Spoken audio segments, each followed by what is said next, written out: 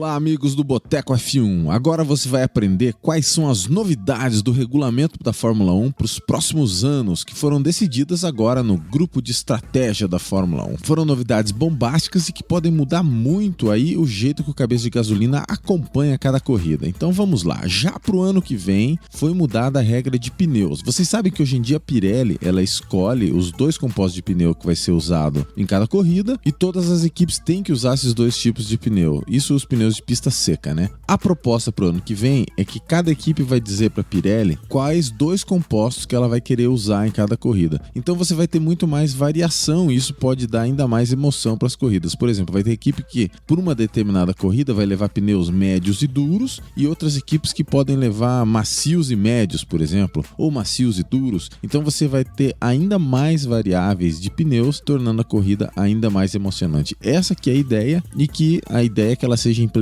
já para 2016, já para o ano que vem.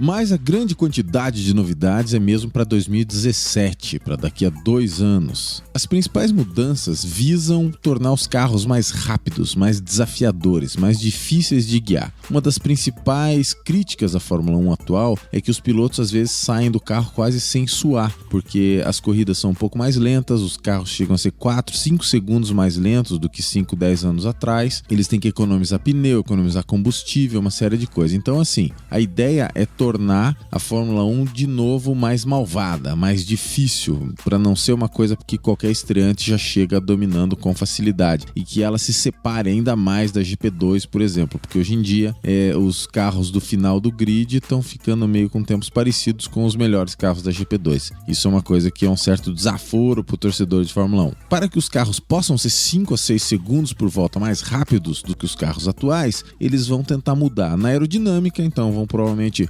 liberar um pouco o tamanho de difusor, mudar um pouco o formato da asa, do bico do carro, que hoje em dia ele está tentando diminuir ali o efeito da asa dianteira. Além da aerodinâmica, a ideia também é mudar os pneus traseiros, ou seja, vão ser usados pneus traseiros mais largos. Então assim, isso é uma coisa boa, porque não só os carros vão ter uma tração maior na saída de curva, vão fazer velocidades maiores de curva por causa da aderência traseira maior, eles vão parecer mais malvadões os carros. Quando você olha aquelas imagens dos carros do Nelson Piquet, do Ayrton Senna, quando você vê o carro visto pela traseira, você vê aquele pneuzão traseiro largo. Isso vai ser implementado em 2017, tanto para aumentar a velocidade como a aparência dos carros também. E também pode ser que diminua o peso dos carros, já que esses carros de hoje em dia são um pouco pesados, eles podiam ser mais leves. O peso aumentou muito por causa dos sistemas híbridos, mas isso eles vão tentar dar um jeito de que diminua todo esse equipamento para poder fazer o carro ser mais leve. Então com isso, somando a aerodinâmica, pneus mais largos e redução de peso, que o carro fique 5 até 6 segundos por volta mais rápido, lembrando um pouco mais o auge ali dos tempos da Fórmula 1, que foi ali em 2004, onde a maioria dos recordes das pistas foram batidos.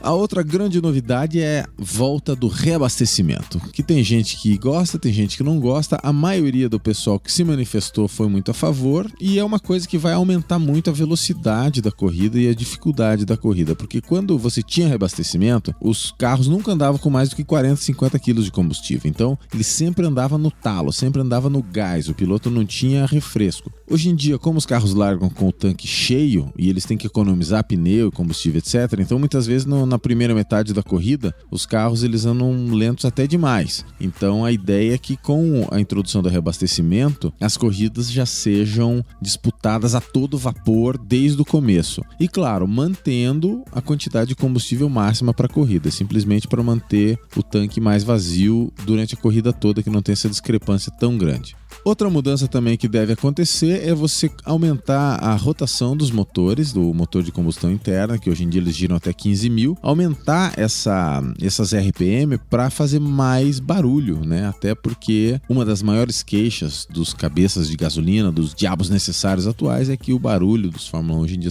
é muito baixinho. Então pode ser que tenhamos motores mais barulhentos e mais agressivos. E claro, tudo isso e mais o que precisar fazer para fazer o carro de Fórmula 1 ter um aspecto um pouco pouco mais agressiva, um pouco mais sexy, evitando ao máximo essas regras que fizeram degraus no bico, bicos de pênis de tamanduá, etc, etc. E ainda tem duas medidas que foram discutidas, mas que teriam que ser avaliadas ainda para o futuro, mas que podem valer a pena caso sejam aprovadas, que são, primeiro, pensar muito bem como que vai funcionar o final de semana de maneira geral. Os treinos livres, os treinos de classificação, a própria corrida, uma reflexão, uma análise bem extensa sobre o que dá para fazer para melhorar o espetáculo para os fãs, para os torcedores, para ficar muito mais atraente. E uma outra medida que foi discutida, que foi proposta, é você fazer com que a largada, todo esse procedimento de largada, seja apenas comandado pelo piloto de dentro do cockpit, sem nenhuma assistência, para tentar diminuir toda essa tecnologia envolvida de você achar o ponto de mordida da embreagem, toda essa regulagem do sistema de largada que é feita em conjunto com o engenheiro e que o piloto passa a volta de apresentação inteira tentando regular isso, e é uma coisa que o torcedor nem vê, nem tá sabendo, e às vezes dá errado lá na largada e acaba com a corrida do piloto que ele estava torcendo. Então,